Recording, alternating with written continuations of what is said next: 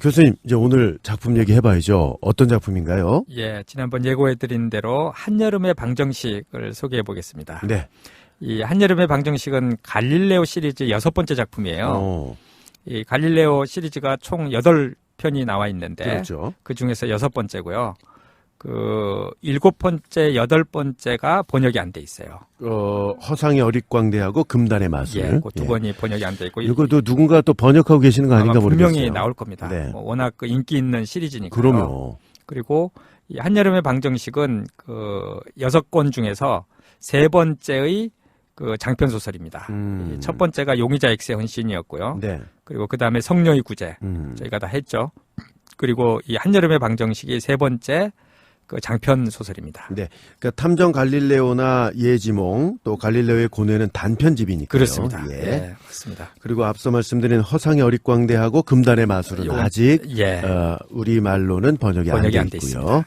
자, 한여름의 방정식 언제 출간이 된 건가요? 예, 일본에서 2011년 6월에 출간이 됐고요. 69번째 작품입니다. 그리고 이것도 그 잡지에 연재가 됐는데요. 주간 문춘, 그러니까 문예춘추사에서 나오는 아주 유명한 잡지거든요. 네. 그 주간 잡지인데 여기에 2010년 1월 14일부터 2010년 11월 25일까지 거의 1년을 연재했네요. 1년 가까이. 예. 그러니까 주간이니까 뭐 되게 많이 한 거죠. 그렇죠. 연재됐고요. 이 작품도 이 히가시노 게이고 작가 데뷔 25주년 기념작이고요. 그렇군요. 근데 이 매스커레이드 호텔 때도 그 25주년 기념작이 매스커레이드 호텔이라 그랬거든요. 그러니까 사실 2011년에 나온 작품은 다 25주년 기념작이에요. 아, 그러네요. 1년 내내. 그렇습니다. 예, 기린의 날개도 그렇고요. 예. 또 그 무렵 누군가 이런 것들도 다 그 25주년 기념작이고요. 그렇군요. 우리나라 출간일은 언제죠? 예, 한 3년 정도 있다가 출간됐는데요. 2014년 3월에 출간됐습니다. 네. 번역하신 분도 좀 예, 살펴봐야죠. 이혁재 선생님인데. 네. 마구. 마구, 예. 맞습니다. 이분도 여러 권 하셨어요. 6권 번역하셨고요. 마구, 명탐정의 규칙, 명탐정의 저주, 패러독스 13, 그 무렵 누군가 이렇게 번역하셨고요. 교수님, 저 패러독스 13 어떻게 읽으셨어요? 아, 이거는 조금 이것도 호불호가 많이 가리는 작품이에요. 저는 무척 재밌게 읽었거든요. 아, 재밌게 읽으셨고. 예. 네, 그러니까 많은 분들이 그런데 또 조금 그 히가시노 게이고답지 않다 뭐 이런 분들도 있고. 교수님은 치정이 안 나오니까 별로 관심을 못 느끼셨을 것 같기도 해요. 좀 나와야죠, 그런 거. 자, 한여름의 방정식 이것도 뭐 500쪽이 넘어요. 아유, 551페이지입니다. 그렇습니다. 네, 굉장히 긴 책이에요. 예, 그런데 앞서서 소개해드렸던 신진상 선생님 말씀처럼 이 500페이지가 언제 다 읽혔는지 모를 정도로 순간적으로 저도 지나가죠. 요거는 두 번째 읽은 거였거든요. 네. 이번에. 근데 이것도 방송 준비하시면서 예, 두 번째 읽는데도 뭐 손에서 뭐 떨어지질 않더라고요. 맞습니다. 한여름의 방정식 얼마나 인기가 있었나요? 예, 그 독자 10,000명 투표 그 히가시노 게이고 공식 가이드북에 실린 이제 순위 저희가 말씀드리잖아요. 저희가 자주 인용하죠. 예, 거기서 그 10위를 했습니다. 10위. 예, 71권 중에서 그러니까 굉장히 높아요. 그러니까 나미야 잡화점의 기적 직전까지의 71작품 중에 10위를 차지한 그렇습니다. 것이 바로 한여름의 방정식. 예, 제가 그 순위 보면서 한여름의 방정식 순위 보면서 순위를 또 1위부터 쭉 봤거든요. 예. 근데 이건 계속 바뀌나요? 안 바뀝니다. 예, 안 바뀌고. 그러니까 지금도 투표를 하고 있나요? 아니요, 그건 아니죠. 예, 지난번에 한 거 2012년도에. 항상 새로워요. 그러니까 저희 기억력 차원에서 맨날 해주는 것도 나쁘지 않다 생각이 들어요. 그럼요. 예. 1위가 용의자 X의 헌신, 2위 백야행, 3위 유성의 인연, 4위 신참자, 5위 매스커레이드 호텔.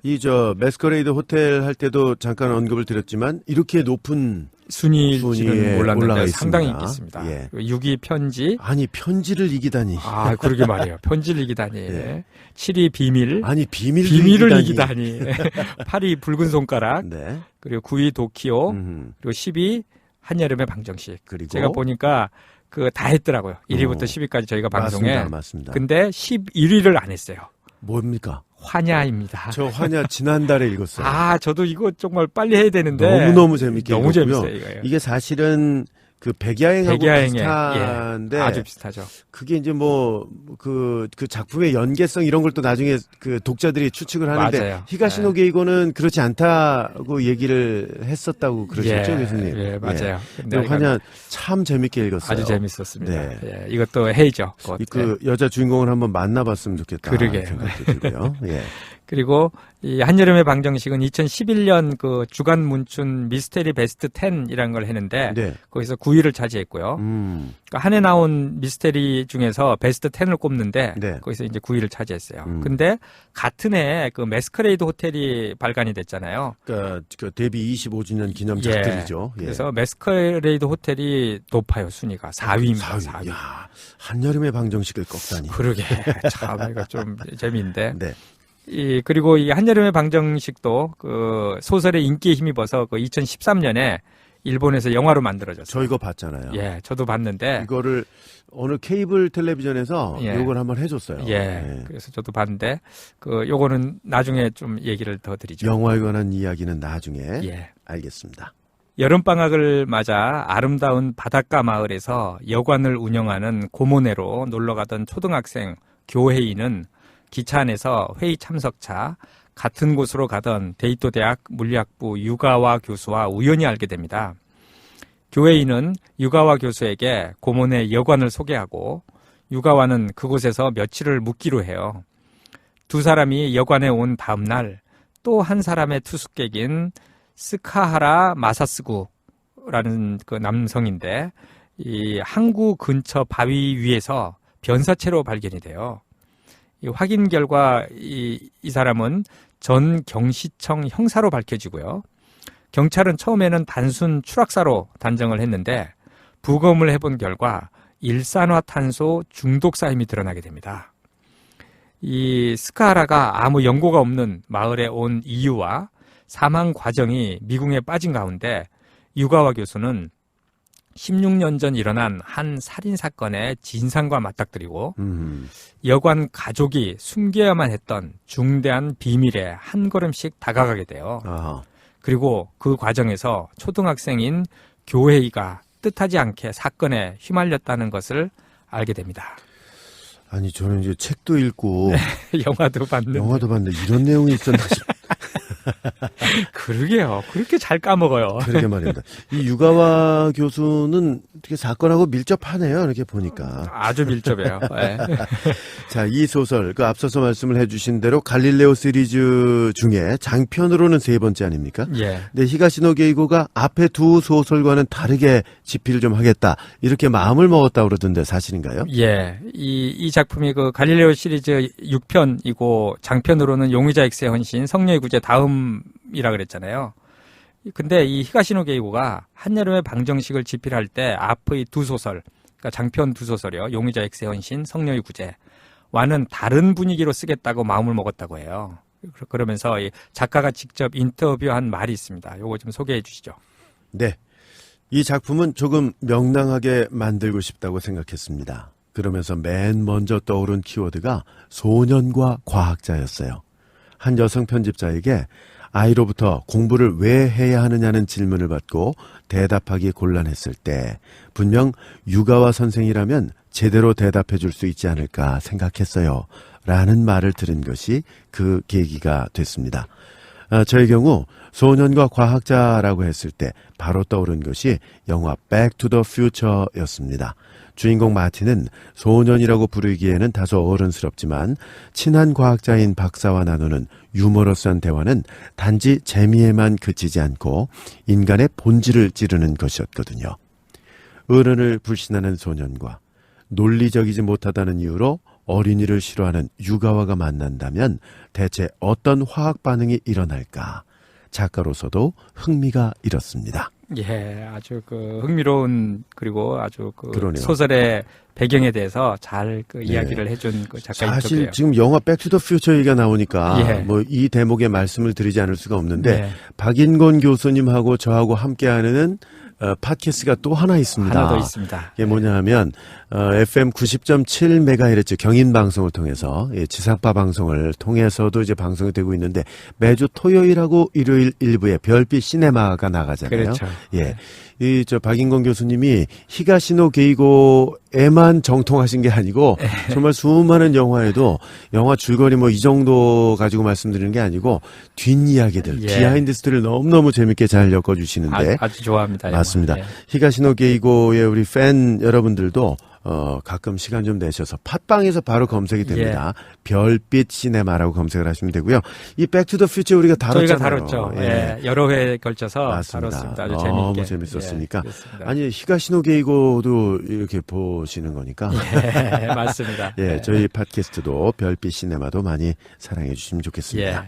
이 작가가 여기서 그 소년과 과학자를 맨 먼저 떠오른 키워드라 그랬잖아요. 그래서 근데 이게 재밌는 게 그 유가와 교수는 아이들을 아주 싫어하는 것으로 유명해요. 아주 대놓고 얘기를 합니다. 맞아요. 자기들은 아이들 싫다고 비논리적이고 뭐 이렇게 뭐 얘기하면서 그런데 이 작품에서 거의 주인공급인 교회이라는 소년이 나오잖아요.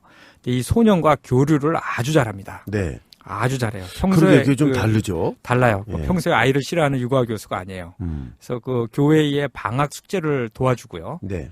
아주 열심히 도와줘요. 그리고 같이 하루 종일 바다에 나가서 흥미있는 실험을 함께 하기도 해요. 뭐 로켓 발사하는 건가요? 발사하죠. 그거 저 영상에서 그러니까 일본에서 만든 영화 아주 잘 표현이 잘 표현됐어요. 저도 보니까 궁금했어요. 소설을 보고 영상 볼 때 도대체 이걸 어떻게 한다는 어떻게 할까? 근데 정말 그 글로 봤던 것이 상상했던 거 그대로 하더라고요. 그 영화 제작진도 상당히 고민하지 않았을까요? 이걸 어떻게 표현을 해야 되나? 저도 참 신기했습니다. 그렇습니다. 궁금했는데 그래서 잘 했고요. 그런데 이 끝에 반전이 있습니다. 아니, 반전 얘기를 하지 않으셔야 되는데. 근데 아주 힌트만 뭐 그 전에도 뭐 계속 힌트를 그 히가시노 게이고도 줘요. 뭐냐면 그 책 띠지에 나와 있는 한 문장이 의미심장해요. 의미심장한데 그 뭐라고 나와 있냐면요. 잊지 마. 너는 절대 혼자가 아니야. 이게 이렇게 이것만 들으면 무슨 얘기인지 잘 모르거든요. 저는 알 수 있을 것 같아요. 그렇죠. 너는 혼자가 아니다라는 거죠. 그런 심오한 얘기가 있었네. 그렇습니다. 그래서 이 말은 그 유가와 교수가 어린 교회에게 마지막에 그 해주는 말이거든요. 이 책을 읽어보면은 이 문장이 아주 감동적인 내용이에요. 이 평소 차갑고 무심한 캐릭터인 유가와 교수가 이 마치 다정다감하고 인간미 넘치는 가가 형사 같아지는 맞아요. 그 마법을 경험할 수 있는 마무리였어요. 사실 이 유가와 이 저 캐릭터가 상당히 이제 좀 독특한 인물이잖아요. 독특해요. 조금 전에 말씀하셨듯이 아이들도 아주 싫어하고 대놓고 막 차갑고 두드러기 난다고 그러지 않나요? 맞아요. 막 무슨 만져요. 뭐 그렇게 막 그렇게 애한테 막 저기 있으면은 맞습니다. 그것도 이유도 뭐 다른 것도 아니고 비논리적이라는 이유로 자기는 아이가 아니었나 싶은데도 이거 요즘은 뭐 츤데레라고 한다고 하던가요? 뭐 겉으로 막 아닌 것 같으면서 뒤로는 다 신경 써주시는 그런 건데 남성 캐릭터한테 이렇게 말해도 되는지 모르겠는데 유가와 교수가 상당히 사랑스러운 그런 캐릭터로 그렇게 나옵니다. 느껴집니다. 이 작품에서는. 그 일반적으로 그 유가와 교수가 참여하게 되는 사건들이 보통 그 형사들이 풀기 어려운 사건이잖아요. 이 경찰에서 먼저 사건을 담당하게 되고 그 다음에 풀기 어려워지면 구산하기 형사나 우스미 형사, 친구, 그리고 그 사람의 후배 여자 형사, 우스미, 그리고 이거 유가와 교수한테 달려가는 형태잖아요. 맞습니다. 근데 이 한여름의 방정식은 달라요. 좀 독특해요. 이 유가와 교수가 처음부터 사건에 개입하게 돼요. 이런 건 없었어요. 그래서 자신이 머무는 여관에서 사람이 죽는 사건이 일어나기 때문인데요. 맞습니다. 근데 이 사건이 일어난 곳이 그 도쿄가 아니에요. 멀리 떨어진 시골이거든요. 그리고 그래서 이 구산학이나 우스미 형사는 이 도쿄에서 활약을 펼치게 되거든요. 그러니까 그 사건이 벌어진 현장인 시골 마을에는 유가와 교수가 있고 그리고 도쿄에서 많은 사람들의 과거를 조사해 주게 돼요. 이 구산학이와 우스미 형사가. 그러니까 원격으로 이중 작전을 그래요. 그래서 이 이야기가 흥미진진한데 그 이유가 이 소설이나 영화에서 보면은 이 교차 편집이라 그러는데 한쪽 얘기하다가 또 다른 쪽 얘기 왔다 갔다 하죠. 그러니까 드라마 같은 거 보면 뭐 안방 이야기 하다가 뭐 건너방 넘어갔다 이렇게 넘어가는 거. 그걸 이제 교차 편집이라고 하는 거죠. 그래서 요거는 그 어떤 시골에 있는 그 유가와 교수의 이야기가 나오다가 또 도쿄에서 그 시골에 있었던 사람들의 뒷조사를 하고 다니거든요. 그렇습니다. 그래서 이 교차 편집이 되는데 이 독자들이 굉장히 몰입하게 만들어주는 장치 같아요. 이런 것들이. 그러니까 워낙 그 지루하지 않지만 히가시노 게이고의 작품들이 더 지루하지 않은 그런 그 기교가 들어가 있죠. 맞습니다. 그리고 이 다른 갈릴레오 시리즈보다 이 유가와 교수가 전면에 나서서 마치 주인공처럼 많은 분량을 나와서 아주 재미가 있어요. 그러네요. 다른 작품들은 보면은 뭐 전면에 나서기보다는 약간 그 구산악이나 웃음이가 이렇게 물어보러 갔을 때 뭐 한다든지 뭐 이런 식인데 이거는 그러지 않아요. 네. 이거는 그러지 않고 아주 많은 분량이 나오게 되고요.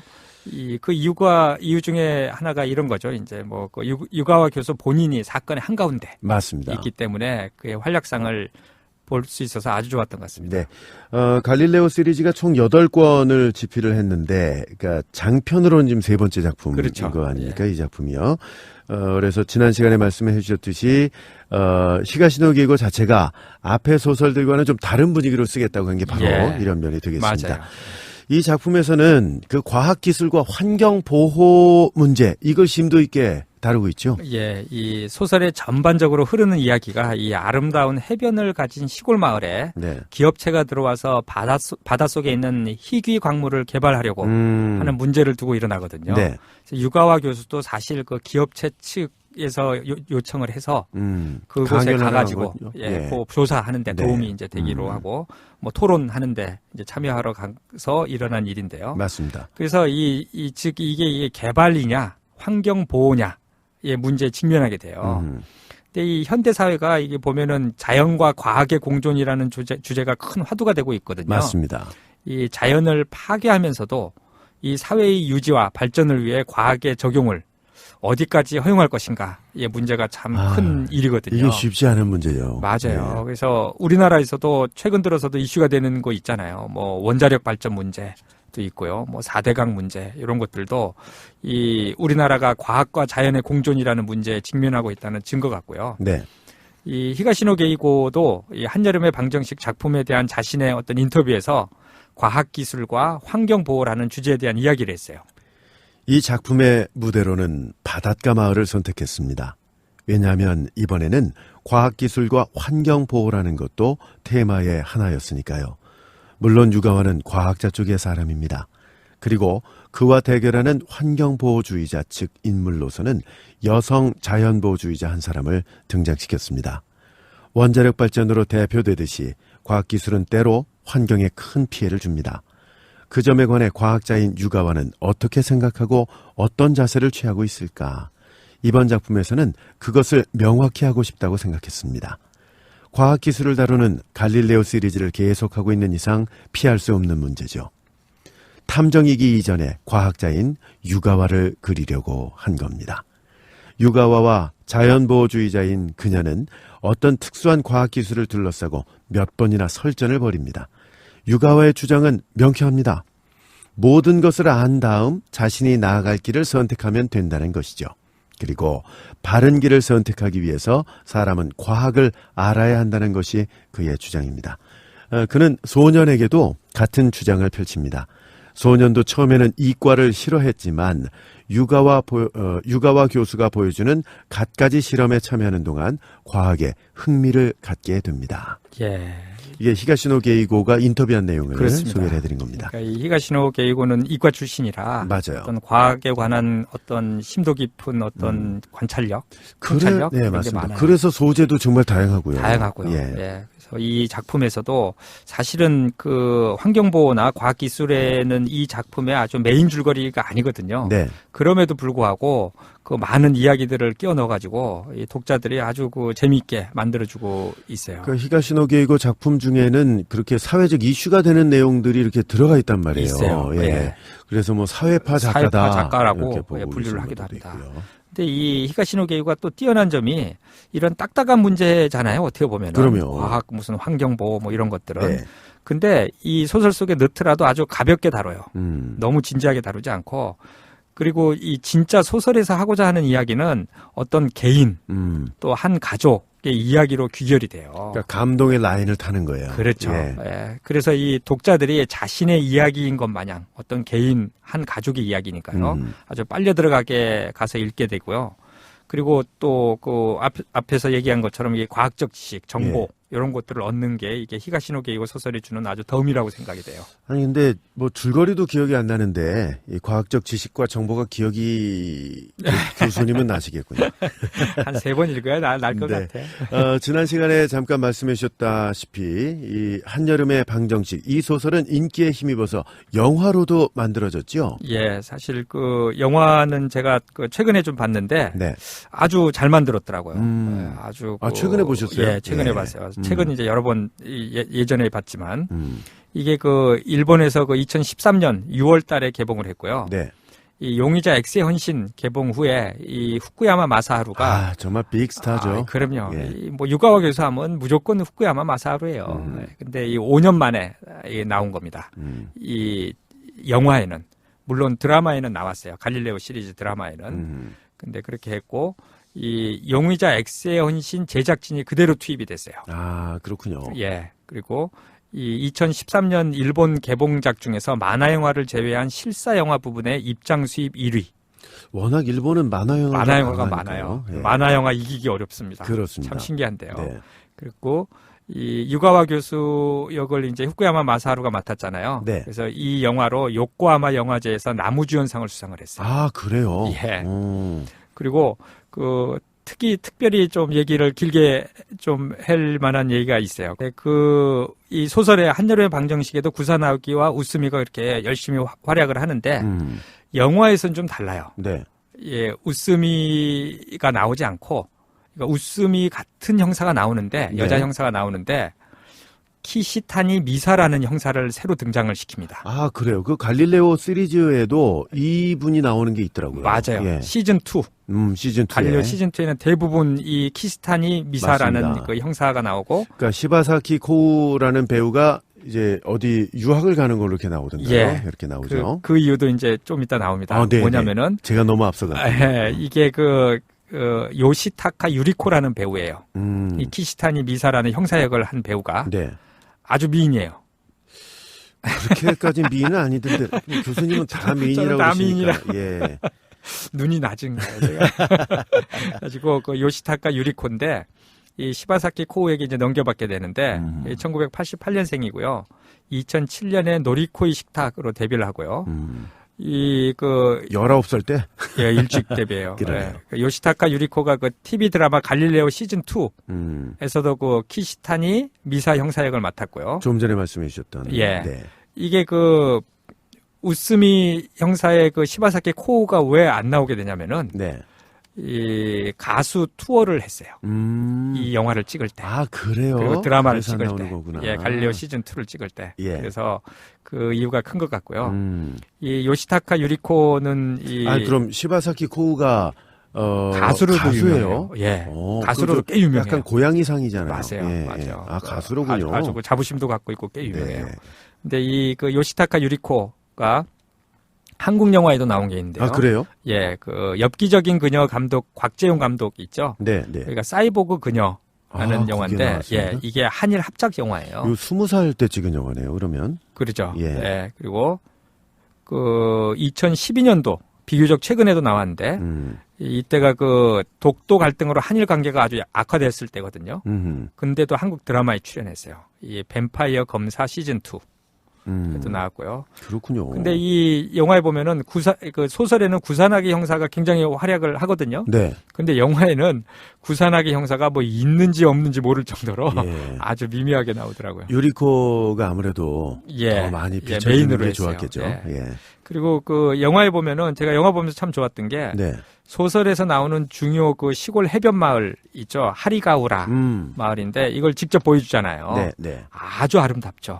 아주 아름다워요. 그래서 그런 풍광을 영화에서 잘 이게 나타내서 이 보는 즐거움이 참 컸습니다. 네. 저도 사실 그 보는 재미가 상당히 있었거든요. 그렇죠. 배경. 네, 그렇죠. 예. 네. 자, 이 작품은 이거 어떻게 설명을 해야 될지 모르겠는데 스포일러가 조금 될 수도 있는데 어쨌건 끝에 반전이 아주 유명하지 않습니까? 예. 그래서 제가 아주 반전은 얘기하지 않고 네. 스포일러는 얘기하지 않고 근데 반전이 있다는 것 자체가 그거 스포일러예요. 자체가 좀 스포일러가 될 수도 있죠. 이 히가시노 게이고 소설의 백미가 그 반전에 있어요. 그렇습니다. 예, 책이 다 끝나갈 때 아주 짠하고 나타나서 뒤통수를 치는 결말을 정말 책을 다 읽고 나서도 계속 생각나게 만드는 힘이 있다고 생각해요. 네. 그리고 그것 때문에 그의 작품을 계속해서 찾게 되는 아주 마력과 같은 존재인데요. 악의, 반전 생각해보세요. 예, 악의, 정말 맞습니다. 놀랍죠. 유성의 인연도 반전이 크거든요. 아니, 왜 기억이 안 나지? 예, 요거 악의, 가만히 있어봐. 악의는 반전이 뭐죠? 악의는 네, 반전 알겠습니다. 얘기해버리면 안 돼. 네. 그러니까 우리 방송 다 나갔던 거니까. 그 스포일러편 안 들은 분들한테 또 그럴 수 알게 있겠네요. 되니까. 예. 이거 유성의 인연, 붉은 손가락. 요건 기억나요. 예, 기억나시죠. 또 용의자 X의 헌신. 요것도 명확히 예, 기억나고요. 또 비밀. 요거 명확하죠. 이거 아주 소름 끼치는 반전으로 유명한 작품이잖아요. 비밀은 기억 안 나요. 또 읽어봐야 되겠네. 이 한여름의 방정식의 묘미도 네. 이게 무엇보다 마지막 반전에 있어요. 사실 이가시노 게이고가 그 소설 중간중간에 계속 힌트를 줘요. 그것을 아는데도 알면서도 누구도 예상치 못한다거나 아주 놀라운 결말이 끝부분에 펼쳐지고요. 네. 이 사건을 추적하던 이거 유가와 교수가 조금씩 그 진상에 다가서는데요. 이런 말을 합니다. 한번 얘기해 주시죠. 이번 사건의 결말이 잘못되면 한 사람의 인생이 크게 뒤틀릴 우려가 있다. 예. 그래서 이게 무슨 얘기일까? 계속 궁금하게 얘기를 중간 후반부에 얘기를 하거든요. 이 맞습니다. 얘기를. 독자들은 궁금해요. 네. 그래서 이 끝까지 사건과 범인에 대한 직접적인 언급을 피해요. 그리고 이 사건은 반전에 반전을 거듭하면서 결말을 향해 나가게 됩니다. 그렇습니다. 그 책 띠지에도 이렇게 나와 있어요. 이것은 사고인가 살인인가? 예. 그래서 이게 무슨 얘기일까 궁금한데 이 유가와가 이 눈치챈 사건의 진상이 무엇일까 아주 독자들은 궁금하게 되죠. 네. 인터넷 서점에 그 댓글 이벤트가 있었다면서요? 예, 이 댓글 이벤트는 조금 특이한 게 네. 최고의 작품을 선정하라 해서 한여름의 방정식을 선정한 사람들의 댓글입니다. 그렇군요. 예, 좀 이거 특별하죠. 재밌네요. 예. 몇 개만 좀 소개를 해드릴까요? 예. 여름에 정말로 카페에서 하루 만에 읽어버릴 정도의 몰입감이 있는 소설이다. 여름 휴가 못 가서 글 읽으면서 배경을 상상하면서 보게 됐을 때 정말 바다에 있는 듯한 기분을 느끼게 해줘서 좋았어요. 이게 여름 배경이라 여름에 읽으면 더 좋을 것 같다라는 생각이 들어요. 정말. 아니 제목에도 있으니까요. 그러니까요. 한여름의 방정식은 정말 최고의 작품이라고 생각됩니다. 두꺼웠지만 너무 술술 잘 읽혔고 히가시노만의 특유한 반전이 있는 걸작입니다. 책으로 한번 만나고 영화로 또 한번 만나실 수 있습니다. 모두 강추입니다. 그리고 히가시노 게이고 속 소설인물 중에서 가장 좋아하는 유가와 교수가 메인 캐릭터로 등장해서 마음에 들어요. 예. 교수님하고 생각이 같네요. 그러니까요. 그 전보다 부드러워진 유가의 모습을 볼 수 있기도 했고요. 결말 부분에서 누군가를 지켜주고자 여기까지만 하겠습니다. 예. 히가시노 게이고 소설에 빠지게 된 계기는 백야행. 가장 따뜻하게 읽었던 소설은 나미야 잡화점의 기적. 명불허전 가장 유명하고 가장 강렬하게 마음을 후볐던 소설은 용의자 X의 헌신 등등 좋았던 소설이 너무 많지만 지금 떠오르는 가장 좋아하는 소설은 한여름의 방정식입니다. 제목처럼 딱 무덥던 한여름에 읽었었는데 그래서인지 읽으면서 더 몰입도 잘 되고 정말 재밌게 순식간에 읽었어요. 소설 속에 계속 배경으로 펼쳐지는 반짝이는 바다를 상상하면서 무더위도 잊으며 읽었던 기억이 나네요. 여름마다 생각날 것 같아요. 주변 친구들에게도 침이 마르도록 추천했는데 친구들도 다들 재밌게 읽은 소설입니다. 예, 맞아요. 이분은 또 정리를 잘 해주셨네요. 그러니까요. 이거 대부분 아마 비슷한 구조일 거예요. 예. 백야행, 나미야 잡화점의 기적, 맞아요. 용의자 X의 헌신 등등. 예. 자, 다음 댓글인데요. 이분도 마찬가지네요. 지금까지 읽은 책 중에서 좋았던 작품은 백야행, 악의, 옛날에 내가 죽은, 이거 교수님 아니세요? 저 같네요. 정말. 그리고 최근에 읽은 작품 중에 한여름의 방정식이 인상 깊었습니다. 백야행은 슬프고 악의는 소름 돋고 옛날에 내가 죽은 집은 으스스하고 한여름의 방정식은 가슴이 먹먹해졌습니다. 이 책들의 공통점은 반전이 예술이라는 거고요. 이런 작품들을 만나기에 때때로 실망하면서 또 그의 소설을 보게 되는 것 같습니다. 실망하는 때가 좀 있으셨나 본데요, 이분은. 그러게. 예, 추리 소설계의 거장임은 확실합니다. 예, 맞아요.